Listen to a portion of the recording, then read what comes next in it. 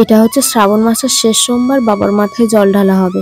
তাই আমার বাপের বাড়ির এখান থেকে ফলতা নদীতে জল আনতে যাওয়ার জন্য গাড়ি করা হয়েছে। তো চলো তোমরা পুরো ভিডিওটা দেখতে থাকো, আশা করছি তোমাদের ভালো লাগবে।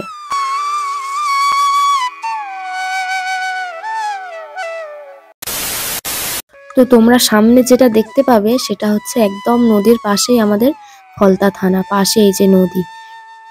তো হ্যালো ফ্রেন্ডস, তোমরা সবাই কেমন আছো?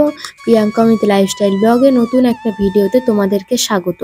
আর তোমরা এই যে সামনে যে বাড়িটা দেখতে পাচ্ছ, এটা হচ্ছে বোস ইনস্টিটিউট। এটা হচ্ছে আচার্য জগদীশচন্দ্র বোসের বাড়ি। তো যিনি ছিলেন একজন উদ্ভিদবিদ্যায় পারদর্শী, যিনি সর্বপ্রথম বলেছিলেন যে গাছেরও প্রাণ আছে, প্রমাণ করেছিলেন উনি। তো যাই হোক, ওটাই হচ্ছে ওনার বাড়ি ছিল, এই একদম নদীর পাশেই, ফলতা নদীর পাশে আর কি। তো আমরা এসেই গেছি, আমাদের গাড়িটা আর একটু ভিতরের দিকে রাখবে, যার কারণে আমরা একটু এগিয়ে যাচ্ছি। তো অনেকেই এই সামনে থেকে জল তুলছে, দেখো প্রচুর ভিড় এখানে, যেহেতু শ্রাবণ মাসের শেষ সোমবার, সেই হিসাবে অনেক লোক আছে এখানে। আর আমরা যেখানটায় গিয়ে জল নিয়েছি আর কি, সেখানেও প্রচুর ভিড়। চলো তোমাদেরকে দেখাই ভিডিওটা।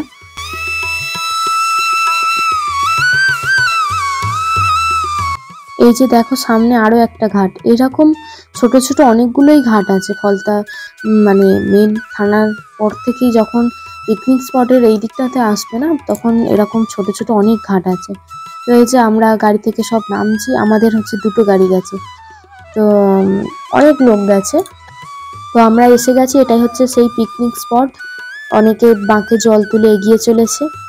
দেখো পুরো ভিউটা কত সুন্দর লাগছে, নদীর ধারে তো পুরো পরিবেশটাই ঠিক অন্য রকম লাগছে, খুব সুন্দর লাগছে। তো চলো আমরা একটু এগিয়ে যাই। এখন জোয়ার একটু পরেই ভাটা পড়ে যাবে। আর এই যে আমার ডান দিকে দেখতে পাচ্ছ, এটা এই জায়গাগুলোতেই আর কি সবাই পিকনিক করতে আসে। কিন্তু এই জায়গাটা আগে অনেকটা বড় ছিল, আমরা যখন আগে এসেছিলাম তো এই জায়গাটা অনেকটাই বড়। যেহেতু এটা নদীর ধারেই, সেই জন্য এখন হচ্ছে ঢেউতেই আর কি পাড় ভেঙে ভেঙেই নদীতে চলে গেছে, জায়গাটা তাই অনেকটাই ছোট হয়ে গেছে।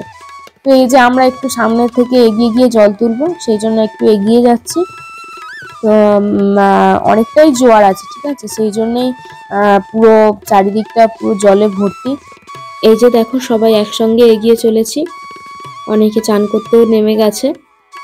তো যাই হোক, এবার হচ্ছে তোমাদেরকে আমি সামনে যেটা দেখাচ্ছি, সেটা হচ্ছে এই যে বড় যে বিল্ডিংটা দেখতে পাচ্ছ, এটা হচ্ছে ফলতা রিজ রিভার হোটেল। যেহেতু জোয়ার এখন, সেই জন্য এই জায়গাটাতে দেখো জলের স্রোত কতটা। এই যে দেখো, তোমাদেরকে একটু জুম করে দেখায়, দেখো জলের স্রোত দেখতে পাচ্ছ, যেন মনে হচ্ছে জলটা ওই জায়গাটায় ফুটছে।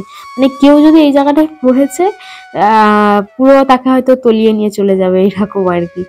তো যাই হোক, দেখো নদীর ভিউটা কত সুন্দর লাগছে। চলো একটু এগিয়ে যাই সামনের দিকে। এই যে আমি আমার বর গেছি, আর দাদাও গেছে এখান থেকে।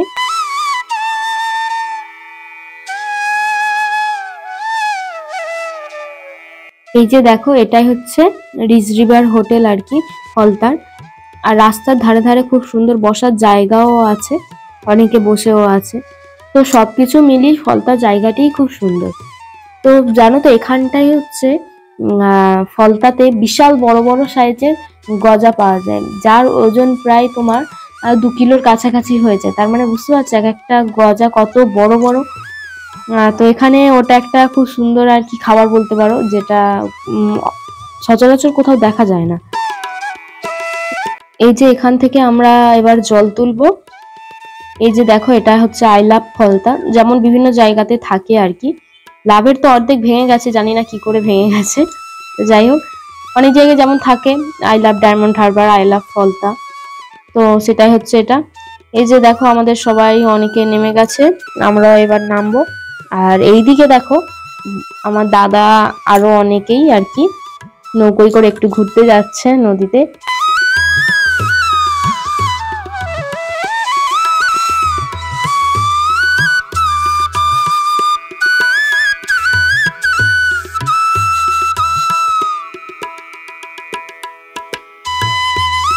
এই যে এবার আমি নামবো, এই যে নেমে পড়েছি।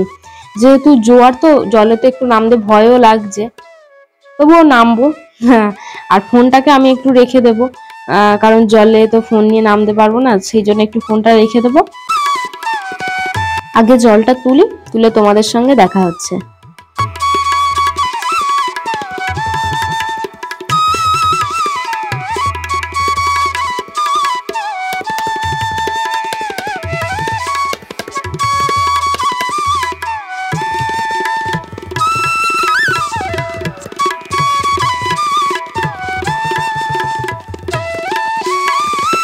এই যে দেখো আমরা জল তুলে নিয়ে চলে এসেছি।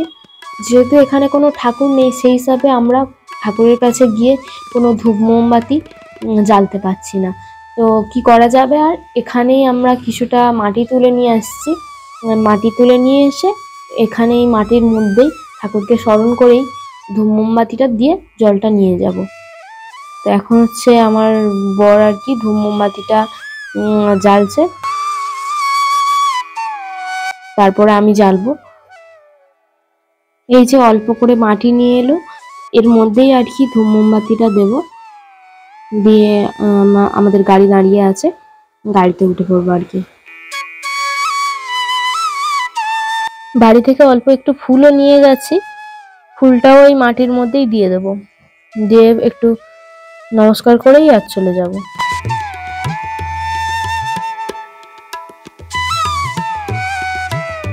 এখানে এতটাই পরিমাণে হাওয়া হচ্ছে যে মোমবাতি জ্বাললেই লিবে যাচ্ছে। তো নদীর ধারে তো আর কি করা যাবে, যাই হোক আমরা ধূপ মোমবাতিটা দিয়ে দিলাম।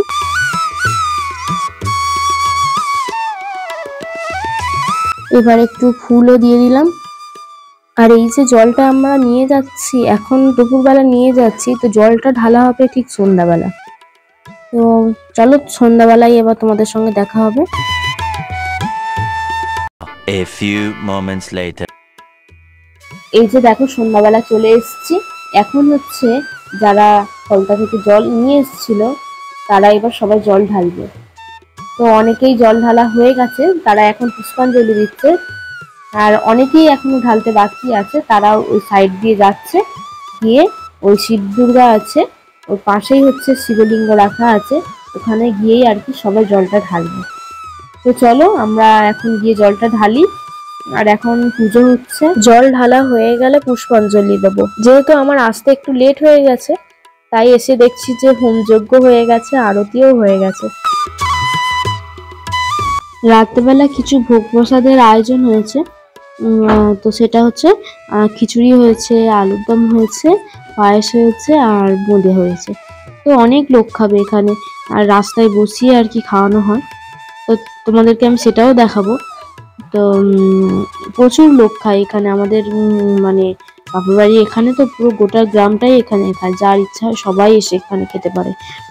তো এই যে দেখো, তোমাদেরকে একটু দেখা, এই যে দেখো আমাদের তো পুজো হয়ে গেছে, পুজো হয়ে যাওয়ার পরে ড্রেস চেঞ্জ করে চলে এসেছি, আর এখন এসে দেখছি সব খেতেও বসে গেছে অনেকেই। এই যে দেখো উপরটাতে এখানে রান্না হচ্ছে, আর এখানে সবাই খেতে বসেছে। দেখো প্রচুর লোক, এইরকম প্রায় 4-5 বারের মতন বসেছিল, প্রচুর লোক খেতে বসেছে এখানে। তো যাই হোক, ভিডিওটা কেমন লাগলো অবশ্যই কমেন্ট করে জানিও, ভালো লাগলে লাইক কমেন্ট শেয়ার সাবস্ক্রাইব করে দেবে। আর তোমরা যারা আমার চ্যানেলে নতুন, চ্যানেলটা সাবস্ক্রাইব করে পাশে থাকা বেল বাটনটা বাজিয়ে দেবে, যাতে এরকম নতুন নতুন ভিডিও দেখতে পাও। তো তোমরা সবাই ভালো থেকো, সুস্থ থেকো, দেখা হচ্ছে নেক্সট ব্লগে।